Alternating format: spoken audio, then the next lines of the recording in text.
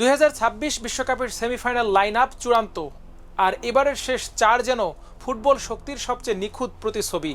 ইতিহাসে প্রথমবারের মতো ফিফা র্যাঙ্কিংয়ের শীর্ষ চার দল ফ্রান্স, আর্জেন্টিনা, স্পেন ও ইংল্যান্ড একসঙ্গে জায়গা করে নিয়েছে বিশ্বকাপের সেমিফাইনালে। কিন্তু এই চার পরাশক্তির মধ্যেও যদি একটি দলকে সবচেয়ে ভয়ঙ্কর বলা হয় তাহলে সেটি নিঃসন্দেহে ফ্রান্স।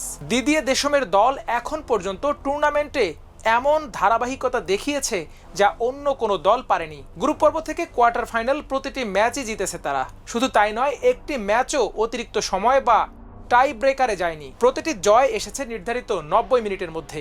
যেখানে আর্জেন্টিনাকে সুইজারল্যান্ডের বিপক্ষে অতিরিক্ত সময় খেলতে হয়েছে, ইংল্যান্ডকে নরওয়ের বাধা পেরোতে হয়েছে 120 মিনিটে গিয়ে, আর স্পেন গ্রুপ পর্বেই কেপ ভার্দের সঙ্গে পয়েন্ট হারিয়েছে, সেখানে ফ্রান্স সবচেয়ে স্থির ধারাবাহিকতা দেখিয়েছে।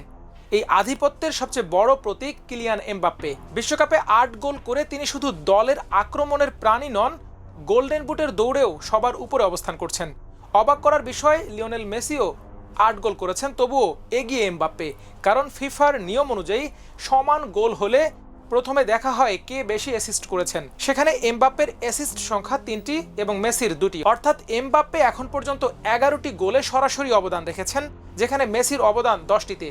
এ কারণে যদি এই মুহূর্তেই বিশ্বকাপ শেষ হতো তাহলে গোল্ডেন বুট উঠত এমবাপ্পের হাতেই। যদিও দৌড়ে এখনও আছেন Messi, Harry Kane, Jude Bellingham এবং আর্লিং হালান্ড। তবে সেমিফাইনালে উঠতে না পারায় হালান্ডের সুযোগ কার্যত শেষ হয়েছে। এখন মূল লড়াই এমবাপ্পে ও মেসির। ফ্রান্সের সামনে অবশ্য সবচেয়ে কঠিন পরীক্ষা অপেক্ষা করছে।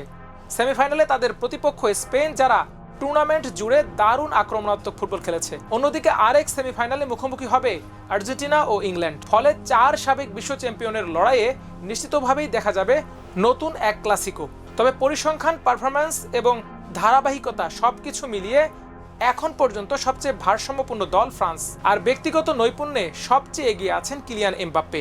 সেমিফাইনালেও যদি তিনি একই ছন্দ ধরে রাখতে পারেন তাহলে শুধু ফ্রান্সকে ফাইনালে তুলবেন না, গোল্ডেন বুটও হয়তো চলে যাবে তার হাতেই। এখন দেখার অপেক্ষা, মেসি কি শেষ পর্যন্ত এমবাপ্পেকে টপকাতে পারবেন, নাকি বিশ্বকাপের মঞ্চে নতুন রাজত্বের ঘোষণা করবেন ফরাসি সুপারস্টার। সে পর্যন্ত অপেক্ষা করুন, চোখ রাখুন আমার দেশে স্পোর্টসে। আল্লাহ হাফেজ।